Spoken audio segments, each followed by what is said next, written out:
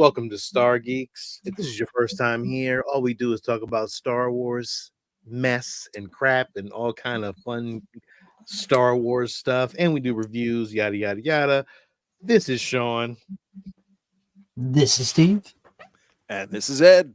and Steve. You are a surprise tonight. You surprised us at the last second. I appreciate you here, my brother. Just to be first and foremost on everything, I am not a Bad Batch watcher. So I know you guys are talking about the episodes tonight, but I just miss talking to you guys. And you know what? I can jump into these shows when I want now. I got the login. Yeah.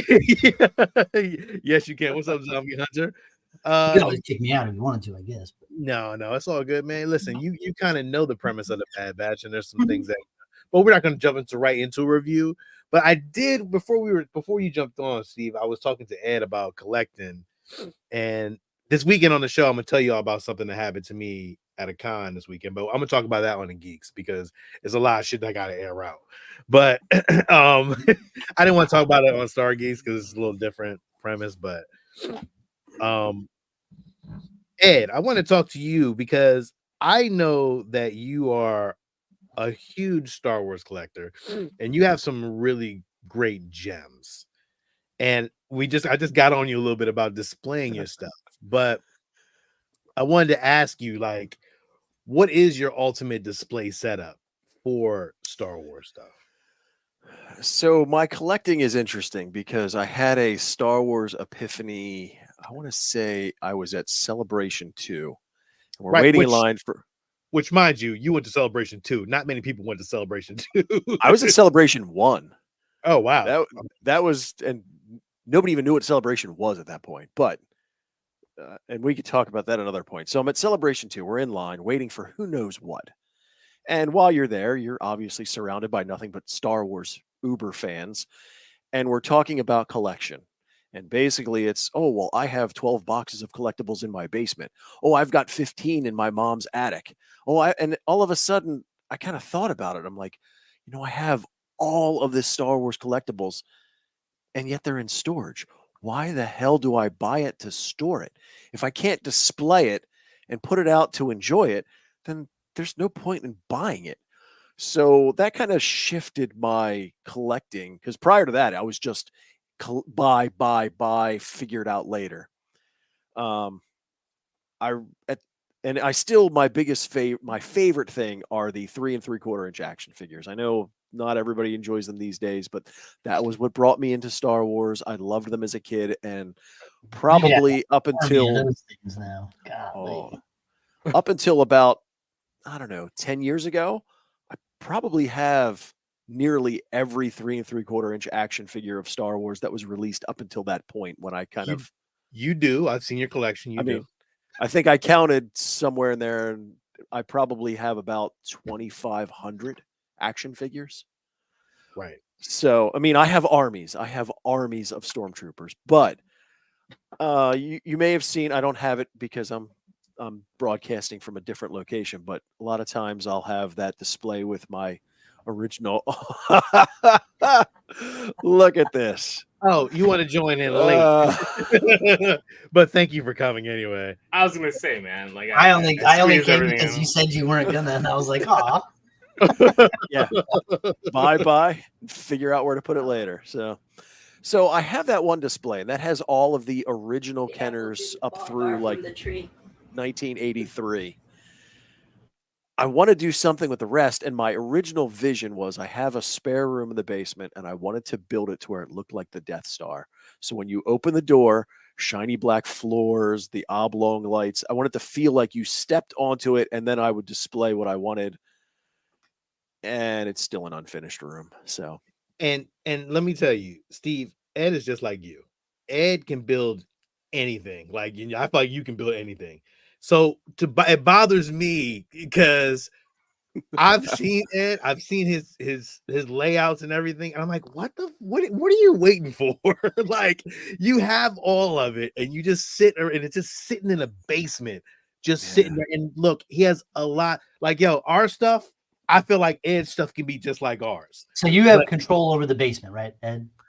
That's your domain? Yes and no. That's one of the reasons that I'm in this different room now is because the Star Wars room that I normally do this from is our like theater room. So I always feel bad because I set up all my gear and then my kids can't watch TV in there or invite friends over. So no, I think Forget that, man. Kids ruin everything. Forget them. So I've is only- your theater in the basement? You make Ed. You make the money. Your kids just spend your money. Forget them. thank goodness my wife does not watch this show. It just I wanted to bring it up because it's just like all three of us have went through collection phases through the last 10 years. So and I've known Ed longer than I've probably known you guys, and about probably the same, maybe actually. Yeah. I've been to Ed's house, whatever, and I'm like, dude, you have all these Kenner pieces and you just haven't displayed them, and it just bothers me when I think about it. I'm just like, oh God, like how long are you gonna wait to display it? Like, I don't know. you ain't getting no younger. So I was noticing too, like if you ever do want to do some like DIY stuff that looks kind of Star Wars, so like the back, some of my work van has like that little door that goes behind to close the cab off from like the back of the van. The metal pattern on there is the Star Wars pattern, like with the bars that are like offset, like half and half. I'm like, I could take this whole fucking thing off. I could make me a little thing. Looks just like Star Wars with that. And they sell those just like. Well, you can even get big, like foam sheets and just edge it out to make walls. You do that Make with some wall LED panels. work. Yeah, Yeah. exactly. You get just LED work with some plastic sheeting to get that illumination, like like on the Death Star or even in like you can really snazz it up. I'm gonna probably reach out to some people and put it on the pages to get. I want to see other Star Wars collectors like collections, so we can actually look at them and take a look at them, because there's some amazing fucking collections out there. Oh yes, that would be just nice just to look at, and get some inspiration. I mean, for me, I don't really need it, but like for Ed, I would love to see that. So, but yeah, just that's all I wanted to bring up real quick. Just kind of talk about that. But I'll let you take over. You're a builder. You're a builder there, Ed. Yeah. Well, Stuff, like I haven't. Stuff, do you? I haven't done a lot recently, but yes, Steve, I do enjoy it. Steve, don't let this motherfucker tell you that shit, yo. This motherfucker, yo. I can only tell you later. I don't want to put his business out there, but yo, I hate him so much, yo, because the shit he's built. But mind you, me and Lil ain't even on that kind of page. But I know that you, Steve, like, yo, this motherfucker built some shit. I looked out. I was like, what the fuck? I was like, yeah, I built all this. I was like, get the fuck out of here. What? I love the I can't even build Legos, man. This room that I'm sitting in, I built this room. So it's like I taught myself how to lay carpet this last weekend. It's a whole process. This guy, I know how to do carpet. My dad made me do it at 10 in a bunch of condos. Slave labor. Careful. That's why I can paint, and that's why I can put in carpet. I can't do anything else. Letter in the mail. Like, what the fuck? So your dad's gonna get like a letter from a lawyer in the mail. All right, Ed, Just throw it out. I'll let you take this So, some of our Star Wars news. Of course, this is not really news, and it just made me laugh when I read this. That Daisy made the comment about, hey, there weren't many offers coming after Rise of Skywalker. Now, I'm not usually one for the profanity, but no shit. Like, that's just how it works. When that happens, if it doesn't have a positive trend, you're going to kind of get shelved for a little bit. I have a lot of complaints about the sequel trilogy, but one of them isn't like the acting. The acting never bothered me. Like, I never once pointed the finger at any actor and went like, there's the fucking problem, this guy.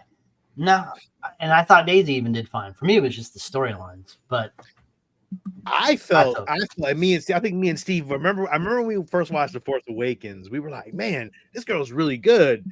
She should be Laura Croft. Like, I remember that conversation we may have had, and I felt we hated the Laura Croft movie. So I mean, but then we got that one shitty one on the bike, which was horrible.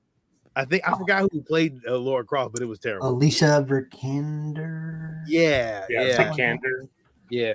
I felt like when she was, on when she was on her planet, like she was, trying to find shit. Like she would have been a perfect Laura Croft.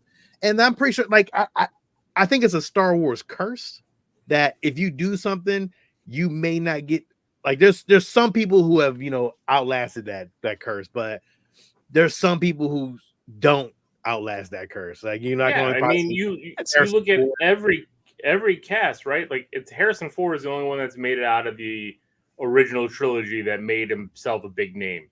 Right. Ewan McGregor, I mean, Ewan McGregor was already established though. Yeah. Right. And so was Liam, okay. Right? Liam Hayden Christensen. He didn't have a whole lot going on after Star Wars. That's what I'm saying. Like that, they don't. Like, especially if you're the newbie. Mark Hamill. I guess it's like the lead. It's only the leads. I guess, yeah. Well, Carrie Fisher didn't really have a lot either. Like she didn't do much. Blues Brothers. A lot. Carrie Fisher did a lot before, and she did enough after this. She was just fine, but I don't know. Like Mark Hamill, like it was well later on in life when I was like, wait, Luke Skywalker's Joker? You know what I mean? That wasn't like common knowledge when I was watching Batman. Yeah, but also that was like 10 years after the fact. Yeah. Right. I mean, I don't even think Billy D. Williams did anything. I mean, he had movies, but nothing huge. Yeah, but it wasn't. His bigger movies were prior to that. Yeah. Like Mark Hamill did a lot of voice acting. Yeah. Because nobody wanted a face on screen because everybody'd be like, "Oh, that's Luke Skywalker." I mean, Oscar Isaac was already an established actor before. Right, he was already doing other things. That's what I'm saying. But he wasn't the lead. He wasn't the focal point of the. Everybody else in the movies, we already knew from everywhere. Even John Boyega, we'd all seen Attack the Block. We all knew he was going to be. Adam Driver broke that though. He did a lot, and I think he wasn't established prior. I think we're going to see a lot more of John Boyega still. I think he's got a long ways to go. But Daisy Ridley was like the only like newcomer hitting. Yeah. Or I don't know, maybe she wasn't something before the Star Wars movies, but I she did a movie with Spider-Man and it wasn't good.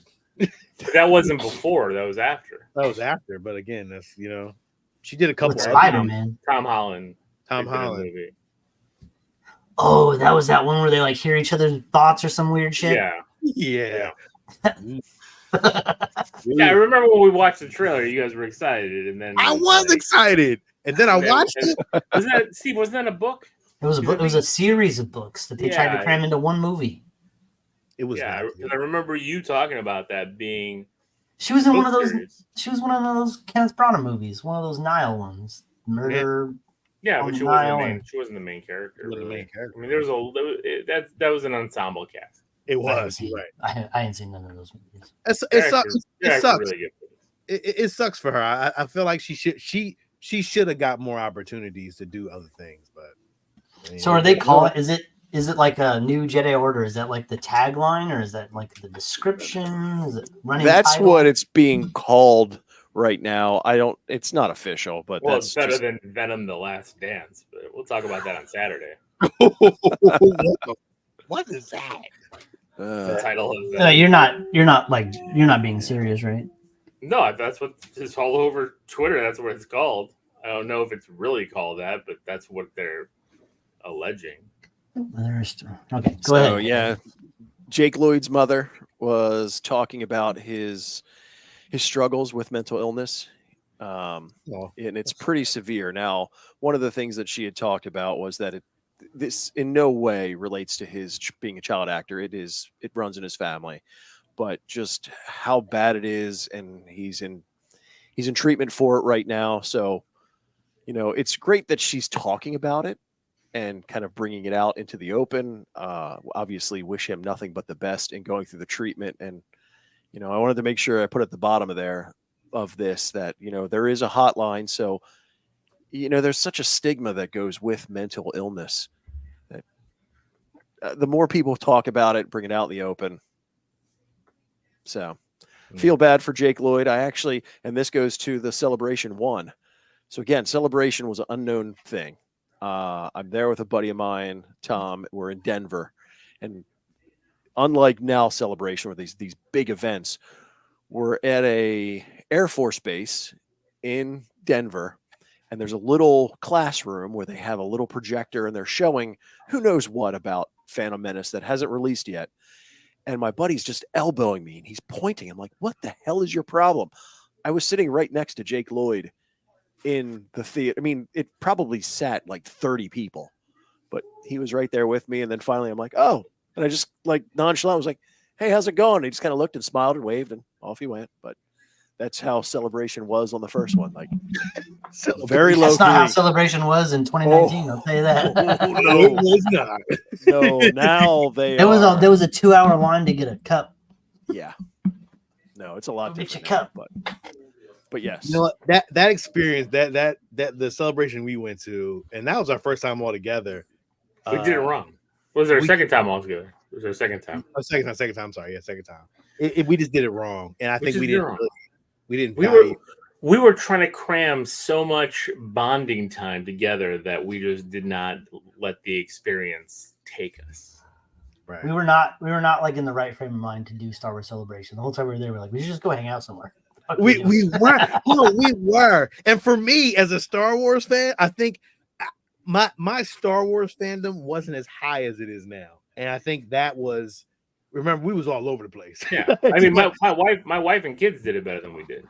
They did. They dressed up. They went and took photos. They got some art. They did this. They were talking to people. I was like, all right. We did some laps and bounced. We did. We went around. I think, I look at them prices. I was like, ooh, I'm not paying that.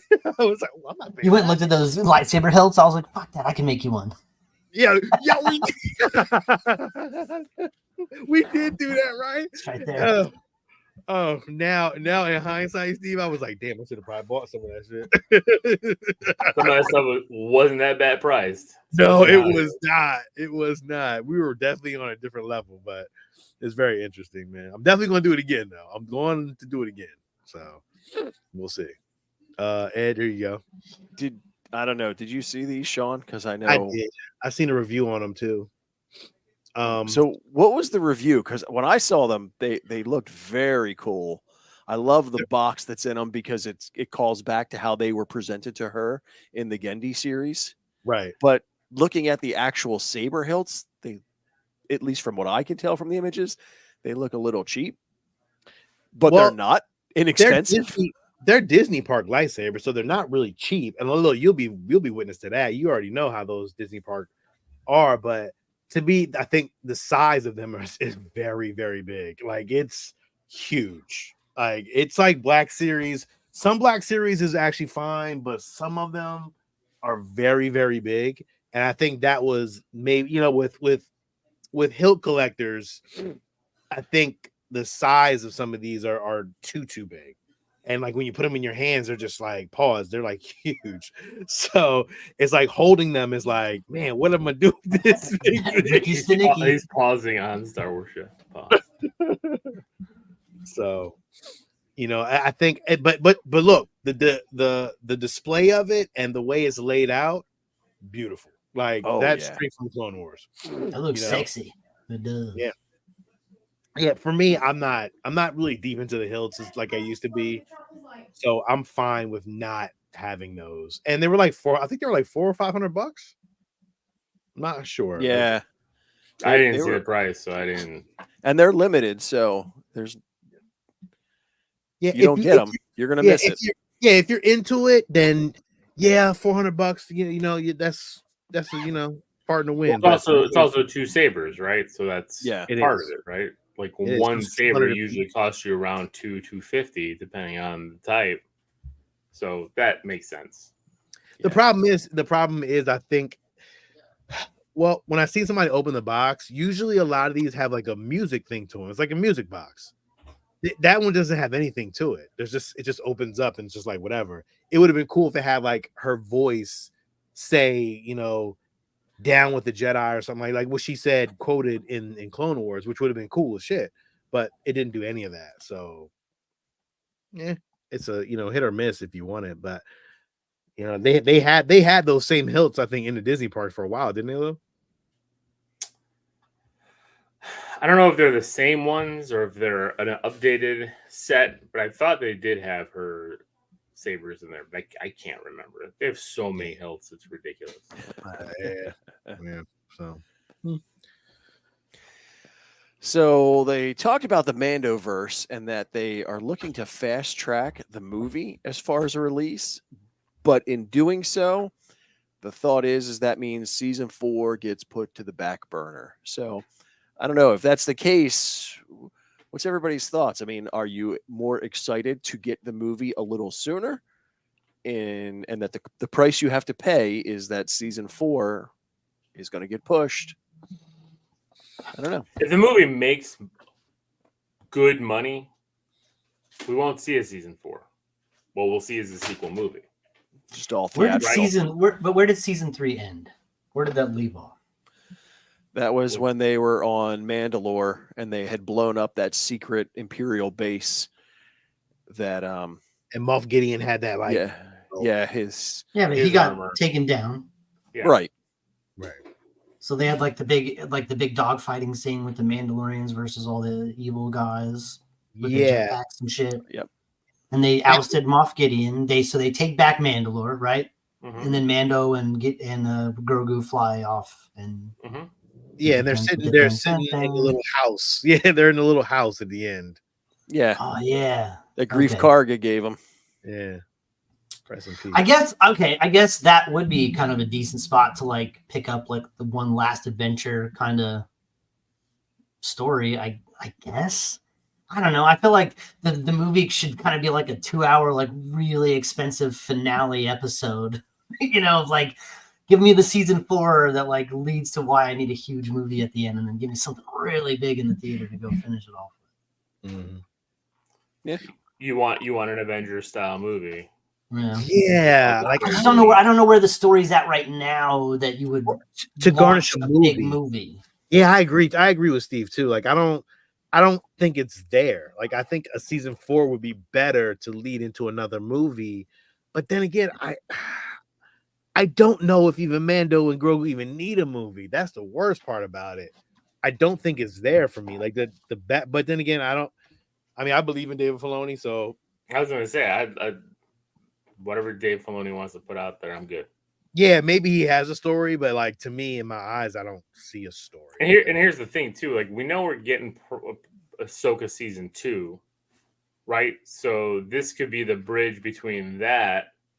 Yeah. Then we get a season 2 of Ahsoka, and then we get that bigger movie with Mando, Ezra, Ahsoka, all of them together to take on Thrawn, right? So you have pieces, right? You don't need a season 4. A 2-hour movie can tell that story. And to be honest, we've watched a lot of these series, right? How much filler is in these series? Quite a bit. I don't need to see Lou Ferrigno's Hulk, going from town to town again, doing missions to get intel. Like we're watching that in the Bad Batch. I mean, like we're just going through this over and over again. Give me a concise movie, then give me the Ahsoka series of how she gets off out of that galaxy, and then give me the movie where Thrawn's the big bad and we've got to fight Thrawn. Like so, you can do that and you can save some time. And I think that's what they should do. We've gotten 3 seasons of Mandalorian and Grogu. Boom.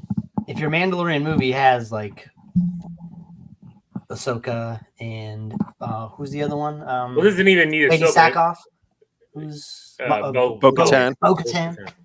I think that's what the focus needs to be. Like him building that part, and maybe you tie in Ezra and these other characters because the Thrawn stuff. Because Thrawn's now taking on, and then you've got Ahsoka over here.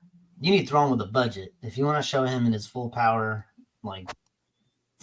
Because Thrawn is just that manipulative kind of dude. No, I want to see like the big shit. You know what I mean? Like I got you. Space battles, the big full on. Like that's what I think when I think of Thrawn. Like, yeah, he is that guy that sits very calmly in the midst of battle in a big chair on his the bridge of his Star Destroyer, of course, but also the action outside. You know what I mean? Like, I want to see some good space battles. Let's have that, because Thrawn also commands those very well. Yeah, gotcha. All right. So, All right. Zombie Hunter says that he hasn't gone down the collecting of the lightsaber rabbit hole yet. Probably only a couple. I agree. I mean, I got a Vader hilt, and I'm probably pretty good. Although Jenny wants a Leia hilt, so. Hey, this is still you, or? Yeah, but you've got some things now, some pieces that you wanted to show, right? Well, I want to talk about how Anthony Daniels C-3PO head His sell-off sold for $850,000. So that was the last one. Did this one sell only for $852? Yeah, this was on $850,000. Okay, because the one he did last year sold for $850, or not? Was it last year? Remember when he had that first auction? Yeah, I think that sold for $850 too. Well, this one $843,000. Yeah, Sean, you know you would love to have something like that. I'm fine with the one I have. I know you are, but could you imagine? Yeah. Not for used. Not for yeah. That's fuck you money. that's fuck you money. This is his personal collection. Have they said, like, is he donating the money? Is he keeping the money? I mean, yeah, man, it's his collection. He can do it. He can do whatever he wants, but I didn't know if. No wonder it's all dirty and banged up. It's not like he made tens of millions of dollars in these movies. He was like the very, very side character. I'm sure in the original trilogy, you might have gotten, especially the first movie, you probably got $50 in a hamburger. Yeah, an attaboy. And it was like, don't eat that hamburger until you finish filming, because we can't get you a new suit. We need you in this fucking suit, like in the middle of the desert, a lot. I seen a lot of his. I've been watching a lot of making of, and when they first got him that suit, jeez, it's like he went through pain to get into that suit. And like the shoe was like splitting up his fucking like his ankle, and like, yo, he said that it was excruciating. There were times where he would walk and he couldn't even really walk, and he'd fall over, and like it was really hard for him to don that suit in the first Star Wars. And I think after the fact they made it a little bit more comfortable for him, but Jesus, like, I mean, just to go through what he went through and to have that and to sell it, like, he's getting old, so shit, like, why not sell it? Like, what is he gonna do with it? So whatever money he's making from it, I mean, whatever his and that's a Return of the Jedi head, so there's some Return of the Jedi fan out there, some collector that has only Return of the Jedi. They've narrowed their Star Wars collecting down to just that, and it's like they have everything. You know what I mean? Like, Random Rick's reviews wrote, and C-3PO sucks even when people are paying for $850,000. Shit. I mean, yeah, I don't think anybody has, like, it's not even like that shit's. Well, you have to be independently wealthy to just drop that. That's of all things, right? Like C-3PO's head. Do you take a firm?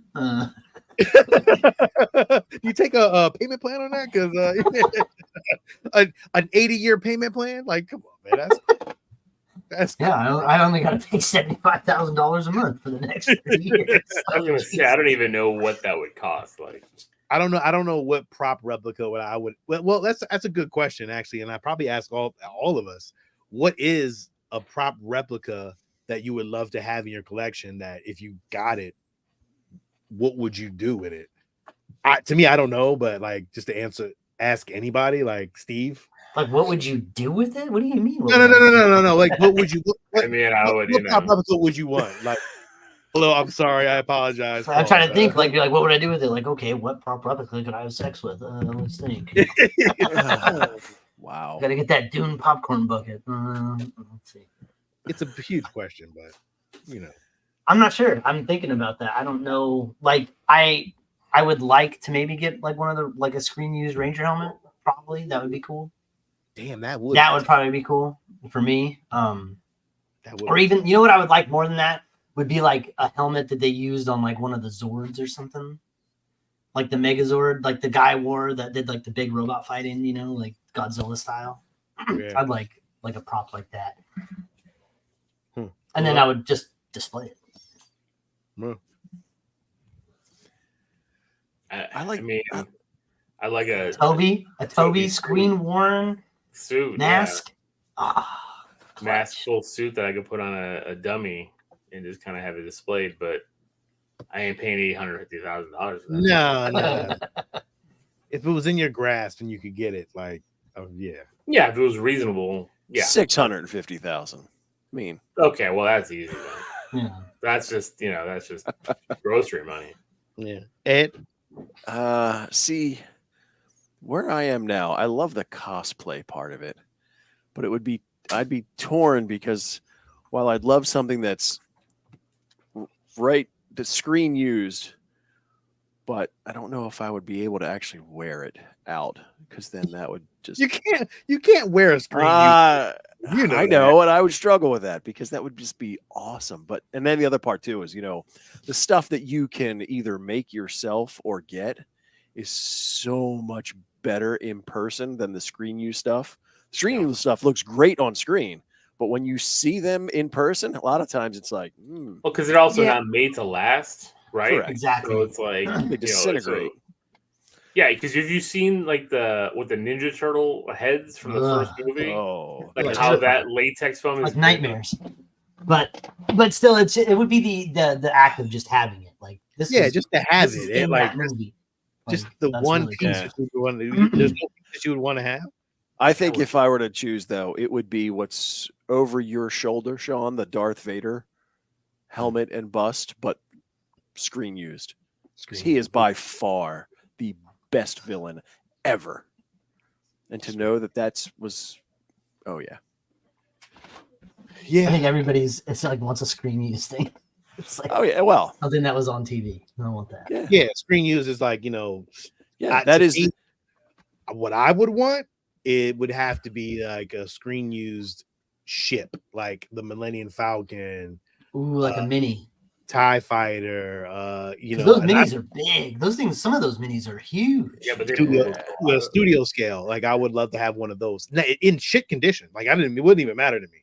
Like I would just take it just to have it. Like, I've got some stuff that has been modeled after the original pieces, but I would love to have one of the original. I mean, if you got 425,000, random Rick has got it for you. Half price, baby. For half the price. Yes. 400,000. Real quick, I did get. You know what you need, Sean? The helmet that Dave's got behind it. Those Imperial guards, the red ones. Yeah. You need one of them right there. I'm not into helmets anymore, but dude, I would love to have but that one. I was gonna say, like that's OG. Like you would need that. I've seen them too. They're available. Believe me, they are available. I know. I just don't have the right display for that one. I don't know. Ugh, it looks clean because it would just sit there like. Remember what we said in the beginning? Just get it. You'll figure out how to display it. Yeah. I did get a couple of Star Wars pieces this week. It's a trap. I got the Admiral Akbar from Gentle Giants. That's nice. Yeah, very nice. nice. Is that a 6 scale? It is a 6 scale though. It's very big. It's like it feels bigger than a 6, but I can tell. Yeah, it's a premiere, like one of the premieres. Yeah, the premiere. Yeah. Okay. Damn, I didn't realize he had. That's the ones I collect, the Marvel ones that I like. Yeah. I honestly I forgot I had it on pre-order, and then Big Bad Toy started charging for it. I was like, damn. I didn't know if I really wanted it. But then huh? You're like, what is this charge? Yeah, but then when I got it, I was like, oh man, this is actually really nice, man. It does come out with a swap out hand with a gun, but man, he didn't have a gun, so why use that? But great detail. They did an amazing. Wait, is he holding a clipboard? He is. What is he holding? Yeah, an iPad. It's like a data pad. The little data pad. That's pretty cool. Yeah, his forearms are gigantic. I know. I didn't realize they were so big. It's like Popeye. It's like Popeye. I love Thrawn. I did love Akbar as a kid, so I actually like that piece. And then my last piece I got, it was actually what is this, Kotobukiya the Yoda fountain that is in Industrial Light and Magic in California. This is actually made of porcelain. They only made a certain amount of these, and then once they're all gone, they destroy the mold. So this is a very exclusive piece. They made 1,138 pieces. I really kind of want 38. Yeah. So I thought this was a really cool piece. I was like, oh man, this is really cool. So to get it and to have it, really cool piece. It comes off. It's magnetized. So, but yeah, is it work? Is it a working fountain? I wish it was, Steve. Can you put water in it? It'd be dope as shit to have. I would love it to just have just trickling water in the background. Yeah, I would love to get some. I always have to pee when I'm down here, and I don't know why. Some type of acrylic or something like that, and then put the water in there. I'm pretty sure somebody's gonna make one like this. I would there you go, Ed. Thank you for laughing at my dad joke. So, thanks, zombie. Yeah, it's very cool. Yeah. Probably. Did I pick that up? No, it was like $25. Which one? Oh, what, the Yoda piece? He found it at a flea at a farmer's market. I found it at a con for cheaper than the retail price. I can already hear it. I found this for a really good deal. Like, damn it. I couldn't pass it up because on Amazon it's going for like $160, and what I paid for it wasn't $160. It wasn't $160. I heckled down. I used the Lil's tactics. So listen, his tactics work very well. So anyway, always negotiate. Yep. So what really brought us here is to talk about Bad Batch episodes 6 and 7. Steve, you did not watch it, but you know what? You'll know what's probably going on because I'm gonna be showing clips anyway, but not live clips. But I'll probably be just listening for the most part. But although you got a chance to watch it, right? Yep. Cool. Just finished it, which was why I was a few minutes late. This is a very dark episode. I'm gonna be honest with you. I could just imagine. I love the thought of a Lil looking at Bad Batch and looking at the clock and sweat. He's just like, "Fuck, hurry up!" John's gonna be so mad at me. Like, they're not even doing anything, Carl. Oh my god! I love all day, every day. It's like this fucking episode was shit. Well, you know, there's gonna be spoilers here, so I had to play a spoiler warning for y'all. I appreciate, take your time, listen. If you don't like it, you gotta step away. But I am playing the spoiler. This is for episodes 6 and 7 of the Bad Batch.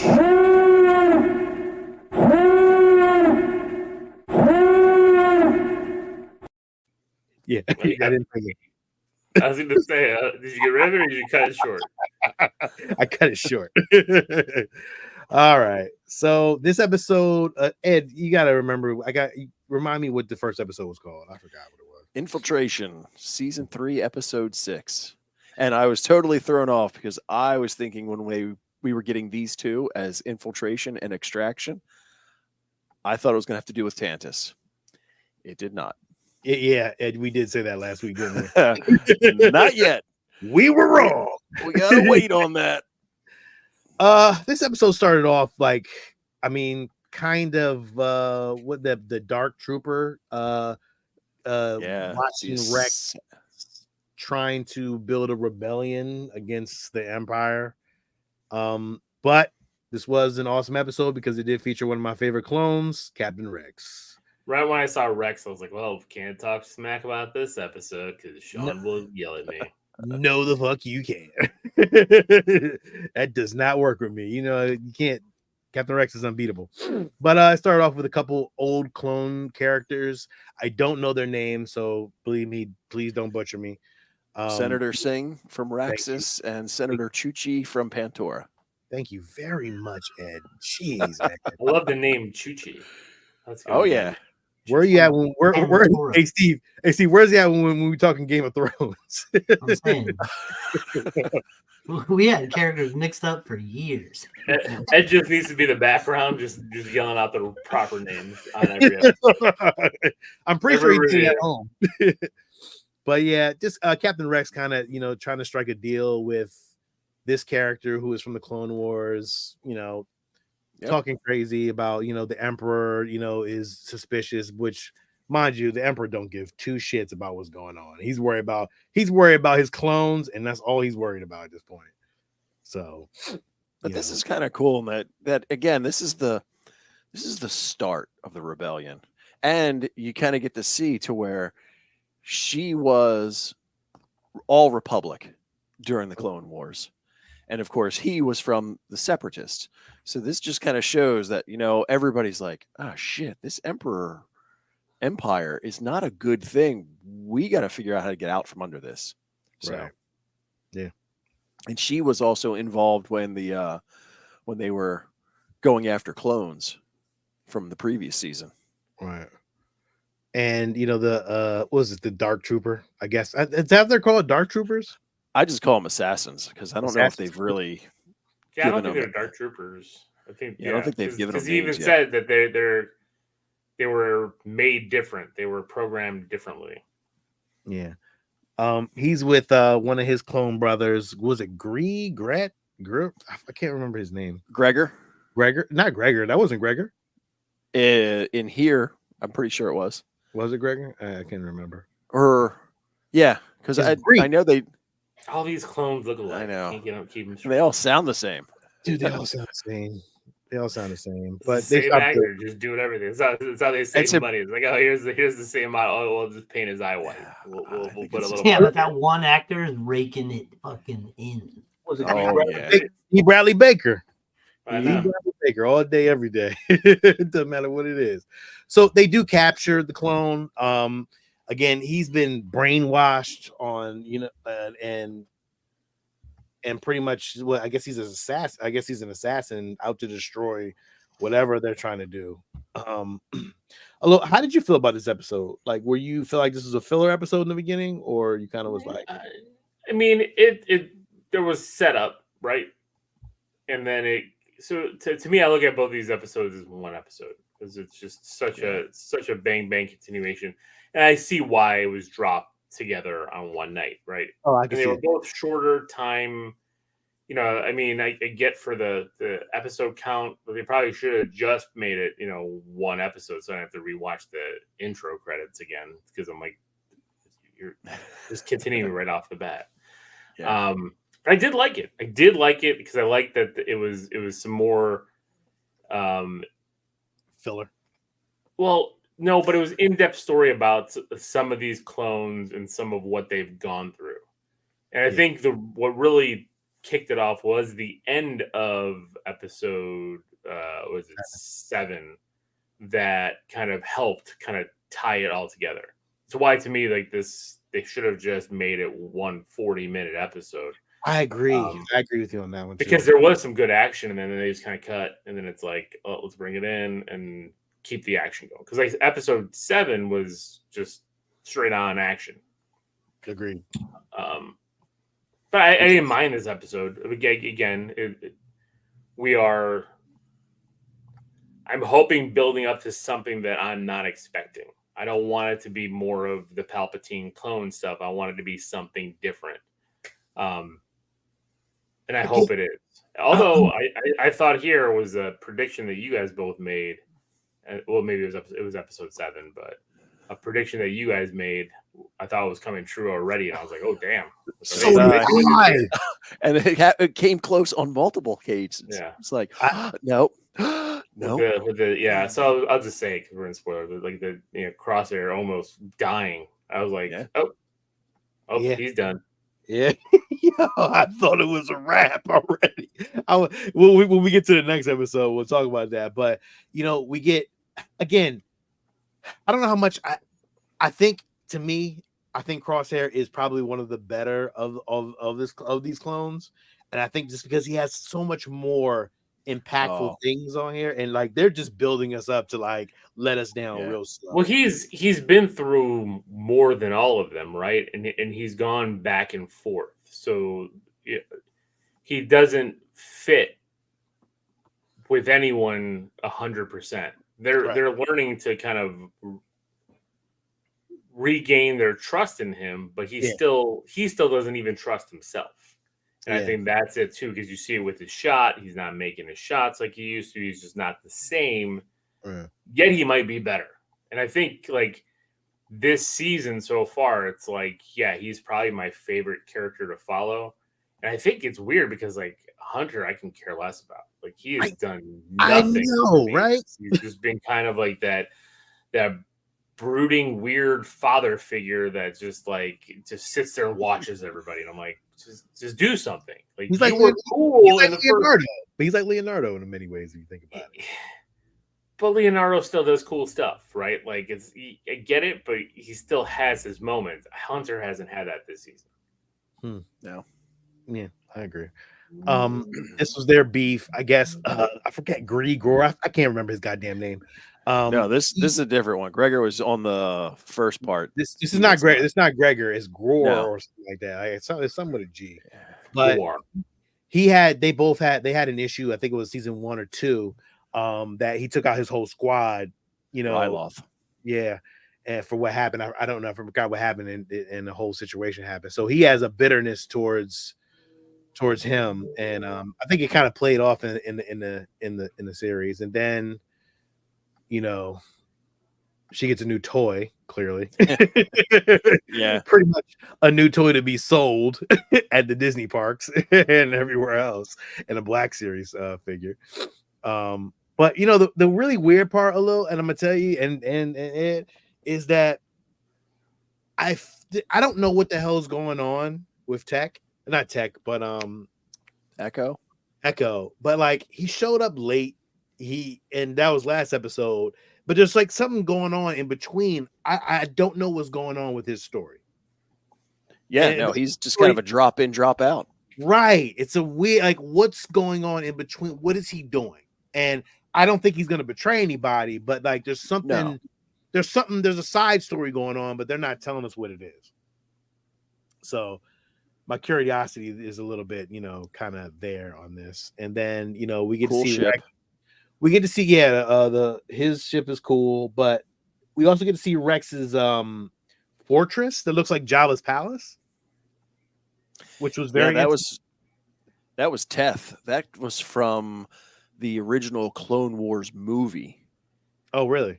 Yeah, that was like the very first place when they went, and it was something with the Hutts when they had Rex and all of them, and they were attacking this. So obviously Rex kind of kept it in the back of his head and was like, now that we cleared this place out, I might be able to use that later on. So, and there's been a lot of talk about the structure of the building. It's similar to Jabba's palace. So it's the Boamar monks, which if you remember from Return of the Jedi, those little spider creatures. Yes. So it's one of their temples originally, which is a very big theme in Star Wars. They always kind of go and take over, run down old facilities like Yavin. So, they were talking about M count, and they're trying to piece together what the M count is, and the M count is, you know, we all know what it is. It's a Mandalorian count. Midichlorians. Midichlorians. I apologize.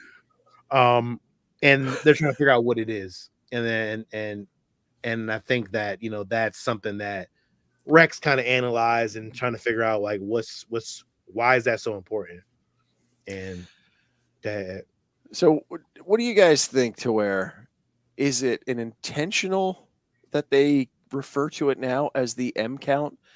Because the whole midichlorian thing got so much shit from Phantom Menace that everybody was like, oh, wait, all of a sudden Jedi aren't special. So you can't just take it out of the story now, but do they change the reference so it's not so, I don't know, in your face, like, oh, goddamn, that midichlorian thing again?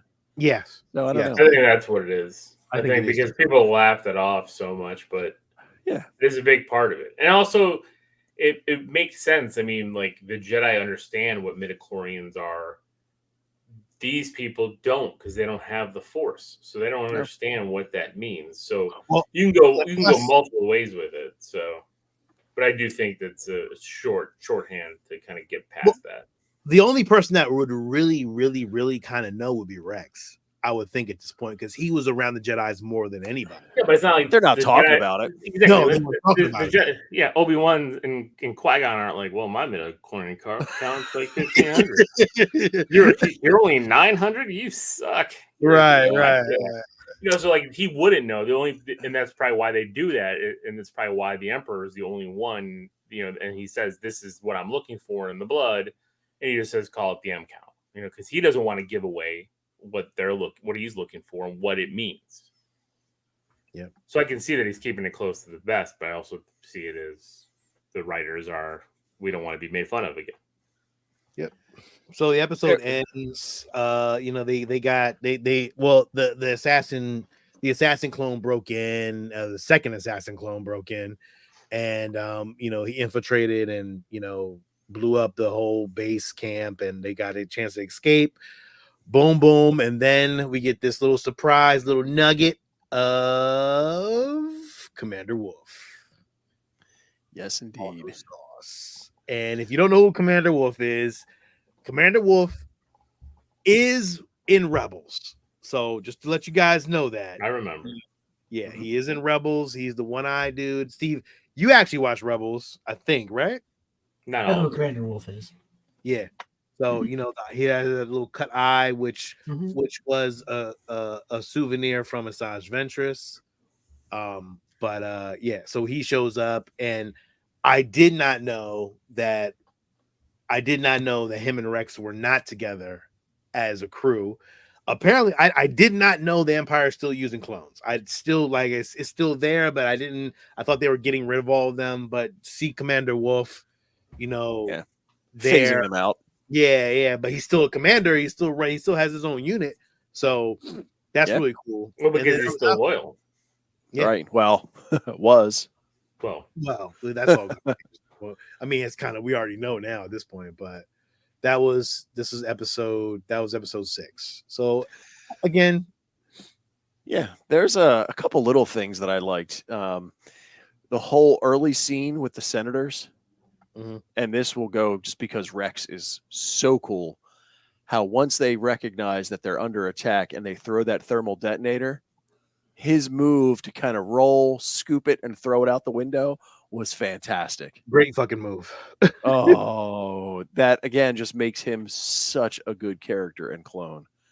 And they touched it at the end of this one, and I think I'm trying to wrap my head around it myself. So you've got Crosshair, who when you've got the assassin clone that they learned their lesson and they took the suicide tooth out so he couldn't just kill himself. Right. But as they're doing it, and of course Echo's like, wait, Crosshair's like, you have him alive? Right. And he automatically knows, like, no, they're tracking him. It's like, no, we scanned him. No, they're tracking him. So, that kind of, how does he really know all of the detail? That was something we've never seen before. So, well, I mean, he said it too. Like they tried to recruit him. They wanted to recruit him, right? Right. But I mean, if you weren't recruited, how would you know all of the technical details behind it? Well, I think they tried, and I think he tried. But remember, he said he's broken or whatever. So I think maybe they tried to do whatever they did to the others, and that's why like that hand-to-hand combat scene where I thought he was going to go, it seemed like he knew the person he was fighting very well, very closely. So there's something there too. One of the things that I read was that what's the thought that because they're doing manipulation on these clones, that they're using part of Crosshair to create or manipulate and change because they recognize, hey, he's really good at being an assassin. He's a lone sniper. Can we utilize part of him to make these other clones more like him? So are they, I don't know. Oh man, if they took his helmet off and they were he had the whole everything, it was like a perfect clone of him. To me, I think they're taking parts of the Bad Batch and they're splicing them into new clones. That's what I think, because a hunter's a hunter. He's got a good, he knows how to hunt really well. That's a good part of putting it into another clone. The shooting part into another, the tech part into another clone, the strength part into another clone. So I think that they are taking all the clones and making their own battalion at some point. I'm pretty sure that's what's going to happen. That's just my guess. But you know, we'll see. We got to wait to see what happens. This is the next episode. This is Extraction. We jump right into it from last episode. They're trying to escape. They're trying to escape this little palace, this little hideout. They have an extra way to get out, so they're actually bouncing. I do love this green outfit, but unfortunately, we didn't get a chance to see a lot of it because it's so damn dark. This episode was dark. Like I don't understand, but I don't understand for animation why it's so dark. It can be a little bit like gray. Setting a mood. Yeah, it's like we can't let him see the bad special effects. We gotta hide it in the dark. So, does the green designate that he was part of the force from Kashyyyk? Yeah, because they all had green. I think, yeah, that's awesome. Yeah, and these assassin clones, I love that armor. Yeah, that helmet. That's very cool. Yeah, that shit is really cool as shit. Like, that's a helmet that somebody's gonna have to make at some point. Like, because that's pretty fucking awesome. So yeah. Good luck with that. From the previous episode, when they brought up the hologram, like, what are those clones doing to where it's like, okay, why did you bother me? Like, we have a mission for you. But he was just so like, almost as if he was hanging out or asleep or whatever. And they're like, why did you activate me? Like, seriously, leave me alone. Just the attitude that he had. Yeah. And the assassin's just not really obeying what Wolf has to say, which, you know, you start to realize and you start to look at, like, you know, why the clones are like defected and like, you know, what, I don't want to be a part of this shit anymore. And this episode kind of played it into like Wolf starting to realize that whatever the Empire is doing, it don't sound good. And you know, they're trying to hunt down a kid and shit. But go ahead. As soon as they arrived, that was his first comment. He's like, these are clones. These aren't, I don't even forget what term he used, but he's like, yeah, these aren't the people we thought we were coming to apprehend. Yeah. Like, these are our brothers. So he was thrown off even right out of the gate. Right. So we get into a whole heated thing where the assassin is coming after the rest of the crew. And then this is where you get that point of like, this might be the end of Crosshairs. But I did like this sniper vision shit. Like that, these two episodes, the sniper vision shit was really, really cool. Like, yeah. I really did. Steve, if you got a chance to see this one, they have like a predator vision. And if you see it in the background a little bit, it's like, oh shit, like they're both watching each other, and it was really, really, really, really good episode. Really, really, they did a really good job with that. I thought that was really cool. The only thing when they were trying to escape that first ambush and they threw their smoke grenades to kind of provide cover, you think somebody would have told Omega, don't pull out that bright glowing crossbow right now, because we're gonna hide except you. They're gonna see you everywhere you go, and they're looking for you specifically. Yeah, she does moves based off like a kid, like a kid would do. And there was one other thing that drove me absolutely crazy when they were escaping and they're going down the stairs and the assassins disobeys orders and he's following. It was really cool, the little grenade thing that Crosshair attached to his gun to blow him off the wall. Oh, that was tight. But he's falling and he just reaches out and grabs the ledge and holds on. Like Spider-Man. Yeah. Like, come on. It was very Spider-Man-esque. Yeah. Like if he'd used like a grappling hook or something else, but I don't care what kind of clone you are. You're not going to be able to start falling 3 stories and reach out and be able to just stop it. So one of my little nitpicks. That was a good shot right there. It looks like a painting. Yeah, dude. Oh, yeah. This was the best moment this is like one of the goodest moments of the episode because Wolf discovers that Rex is still alive. He thought Rex had died. And I didn't know that they both thought that. Like, so he thought he died in the Clone Wars or whatever. Or Order 66, because, you know, Rex went back and told what happened to Ahsoka's